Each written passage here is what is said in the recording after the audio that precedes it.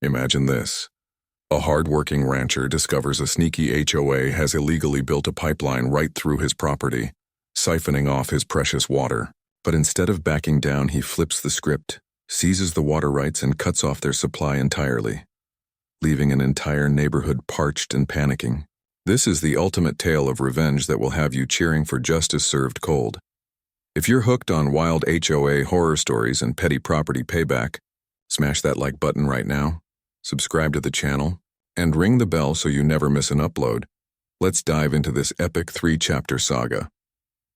In the vast, sun-baked expanse of rural Texas, where the horizon stretched endlessly under a relentless blue sky, lived a man named Jack Harlan. Jack had inherited his family's ranch from his grandfather, a sprawling 500-acre property that had been in the Harlan line for over a century. It was more than just land to him. It was a legacy of hard work, self-sufficiency, and a deep connection to the earth. The ranch was dotted with grazing cattle, fields of alfalfa swaying in the breeze, and a network of natural springs that fed into a modest river running through the property. These water sources were the lifeblood of the ranch, irrigating the crops and sustaining the livestock through the scorching summers. Jack spent his days mending fences, tending to the animals, and maintaining the old homestead, finding peace in the solitude away from the encroaching urban sprawl. But that peace was about to be shattered. On the eastern edge of Jack's ranch lay a burgeoning suburban development called Whispering Oaks Estates, a gated community managed by a notoriously aggressive homeowners association, or HOA. The HOA was led by a board of self-important residents who prided themselves on their manicured lawns, uniform mailboxes, and strict covenants that dictated everything from paint colors to holiday decorations. Whispering Oaks had expanded rapidly over the past decade, swallowing up farmland and transforming it into cookie-cutter McMansions.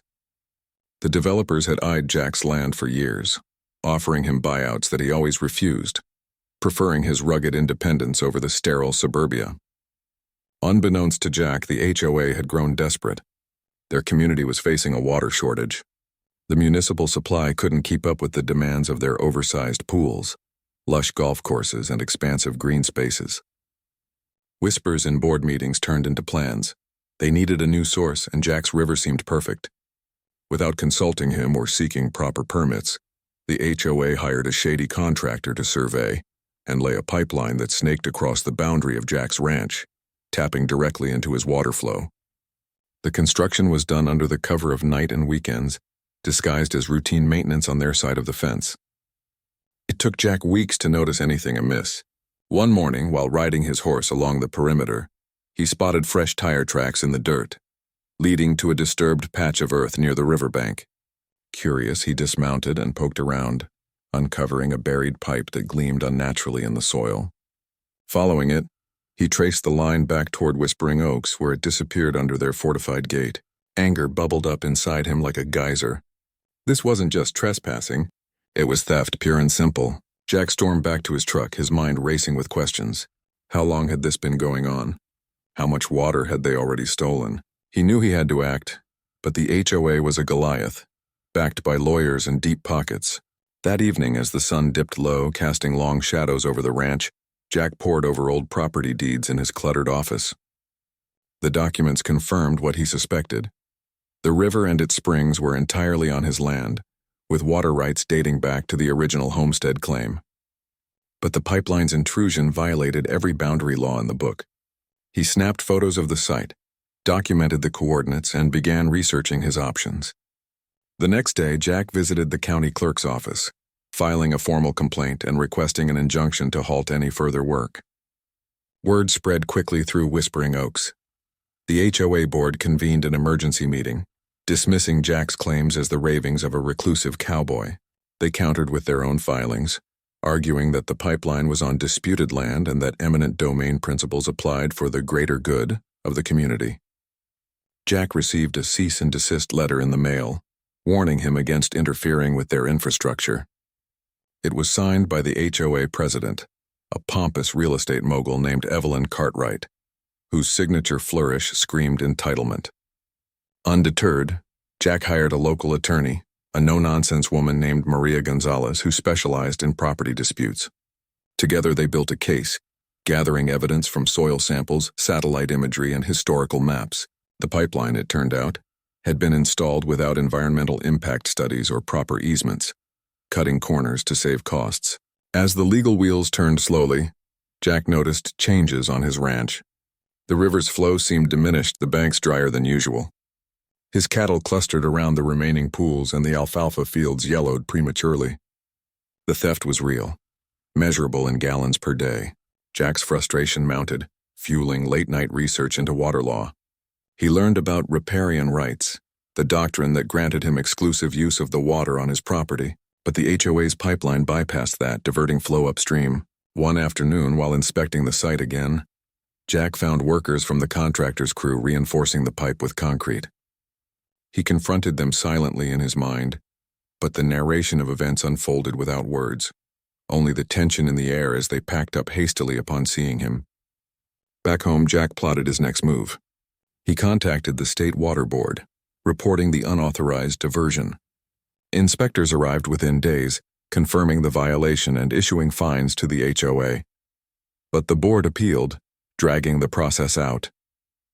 Months passed and the ranch suffered. Jack had to truck in water for his animals, dipping into savings that were already thin. The stress etched lines on his weathered face, but it also steeled his resolve. He began attending public meetings at the county level, where HOA representatives presented glossy presentations on community benefits, glossing over the illegality.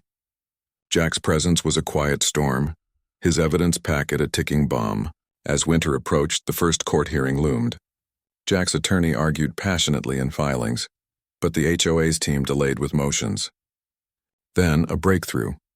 An anonymous tip from a disgruntled contractor employee revealed emails showing the HOA knew the pipeline crossed Jack's land, but proceeded anyway, banking on him not noticing. This was willful trespass, escalating the case to potential criminal territory. Jack felt a glimmer of hope, but the battle was far from over. The HOA ramped up pressure, sending surveyors to harass him under the guise of boundary checks.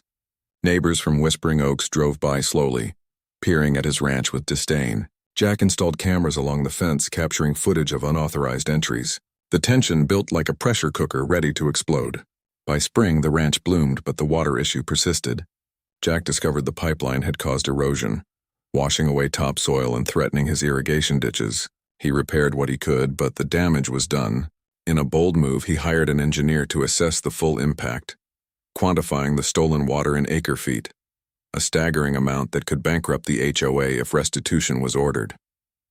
The report became key evidence. As the chapter closed on this phase of the conflict, Jack stood by the river at dusk, watching the diminished stream trickle by. He knew the fight would intensify, but he was prepared to defend his legacy to the last drop.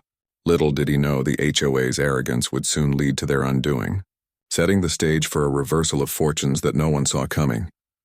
With the legal skirmishes dragging on, Jack Harlan found himself entrenched in a war of attrition against the Whispering Oaks HOA.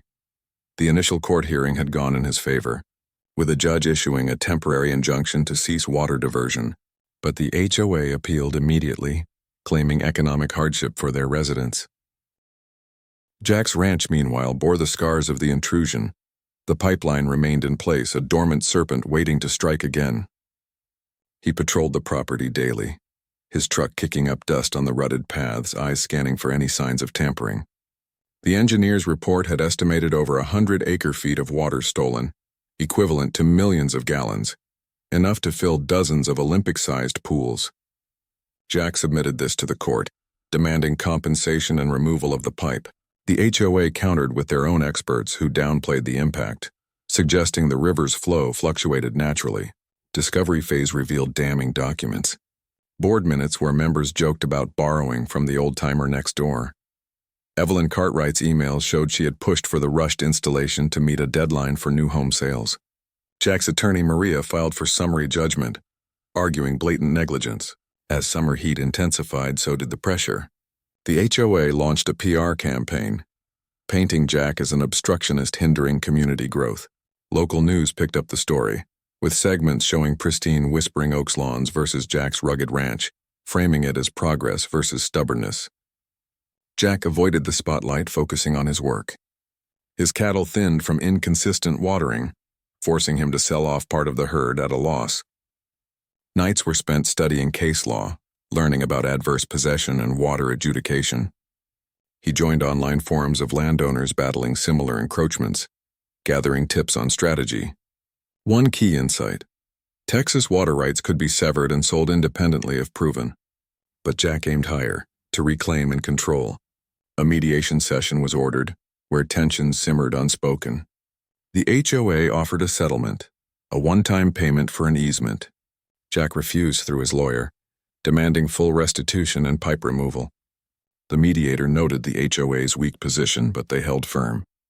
Back on the ranch, Jack noticed anomalies, his well levels dropping faster than normal. Suspecting further diversion, he hired a hydrologist who confirmed underground siphoning via the pipeline's extensions. This violation of the injunction prompted contempt charges. The court fined the HOA $50,000, but they paid it off like pocket change. Evelyn rallied residents for a special assessment to fund the legal fight, burdening homeowners with extra fees. Dissent brewed in Whispering Oaks. Some residents questioned the board's decisions. Jack capitalized on this, anonymously tipping off a local blogger who exposed the costs. The blog post went viral in the community, sparking internal strife. As fall leaves turned, a pivotal hearing approached. Maria presented irrefutable evidence: GPS logs of construction crews on Jack's land, water meter readings showing spikes in HOA usage correlating with ranch dips. The judge ruled the pipeline illegal, ordering its removal within 60 days and awarding Jack $200,000 in damages. The HOA appealed again, but cracks showed. Their lawyers seemed less confident. Jack, emboldened, delved deeper into water rights. He learned his springs fed a larger aquifer shared regionally, but his surface rights were absolute.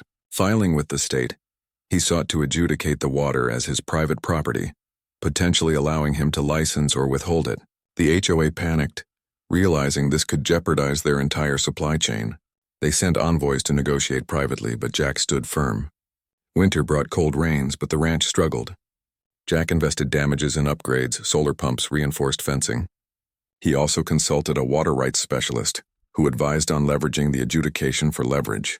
The process involved public notices, drawing attention from environmental groups opposing suburban overconsumption. Protests formed outside HOA meetings, amplifying the drama. By spring's return, the appeals court upheld the ruling. Workers arrived to dismantle the pipeline under Jack's watchful eye. Soil was restored, but scars lingered. The HOA faced class action whispers from residents over mismanagement. Jack's victory felt hollow amid losses, but vengeance stirred. He proceeded with water rights claim, surveying the river to quantify his entitlement. The state board reviewed, finding his historical use predated the development.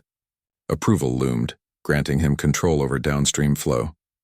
The HOA scrambled, petitioning to block it, but evidence favored Jack. As the chapter wound down, Jack gazed at the restored riverbank, waters flowing freely once more. Yet the true payback brewed, a plan to turn the HOA's greed against them, ensuring they never thirsted for his resources again without consequence. The stage was set for the final act, where justice would flow or cease on his terms. In the aftermath of the court victories, Jack Harlan stood poised to deliver the coup de grace against the Whispering Oaks HOA. With the pipeline removed and damages paid, the ranch began to heal. The river swelled with spring runoff, revitalizing the fields and quenching the livestock's thirst. But Jack wasn't content with mere restitution. The HOA's audacity demanded a lesson in humility. Armed with the state-approved adjudication of his water rights, he now held legal dominion over the flow, including the ability to manage or restrict downstream access. Whispering Oaks relied on municipal ties, but their expansion had outpaced infrastructure, making Jack's source a covert lifeline they'd exploited. Now he could sever it legally. Jack's attorney, Maria, drafted notices informing the HOA of his intent to exercise full rights, proposing a licensing agreement at market rates, far above what they'd borrowed for free. The board received the documents with shock, convening frantic sessions. Evelyn Cartwright, once imperious, now faced backlash from residents weary of escalating dues. Jack monitored from afar, his cameras capturing the comings and goings at the gate. Summer drought hit hard that year, amplifying the stakes. Whispering Oaks reservoirs dipped low, pools evaporated, lawns browned. The HOA petitioned the county for emergency aid, but bureaucracy moved slowly. Jack, meanwhile, installed flow meters and valves on his property, engineering a system to control output precisely. He calibrated it to maintain his ranch's needs first, leaving surplus, if any, for negotiation. The first cutoff came subtly, a gradual reduction in pressure noticed by residents in their faucets. Complaints flooded the HOA hotline, attributing it to maintenance at first. But as days turned to weeks, the trickle became a crisis. Golf courses wilted, fountains sputtered dry. Local news revisited the story, dubbing it the rancher's revenge. Jack remained anonymous in reports, but whispers spread. The HOA sued again, claiming riparian interference, but Jack's rights held firm. Their illegal pipeline had forfeited any equitable claim. The judge dismissed the case swiftly, advising settlement. Desperation set in. Evelyn resigned amid scandal, revealed to have profited from developer kickbacks. New board members approached Jack humbly through intermediaries offering concessions. He agreed to talks, but on his terms: a perpetual easement ban, public apology via community newsletter, and annual fees for water access. The agreement was signed under duress, with Jack's valves reopening just enough to avert total disaster. The ranch thrived thereafter, bolstered by the income stream. Jack expanded operations, hiring hands and modernizing equipment. The HOA, chastened, scaled back expansions, enforcing water conservation covenants ironically. Residents learned frugality, some even admiring Jack's stand from afar. Years passed, the ranch a beacon of resilience. Jack passed evenings on his porch watching sunsets over the flowing river, content in his victory. The saga became local legend, a cautionary tale against overreach. Whispering Oaks survived but forever altered. Parched egos a reminder that some resources aren't for the taking. And so the water flowed on Jack's command, a testament to one man's unyielding defense of his domain. If this story of sweet HOA revenge had you on the edge of your seat, hit that like button, subscribe for more insane property drama tales, and turn on notifications so you catch every upload. Thanks for watching, and I'll see you in the next one.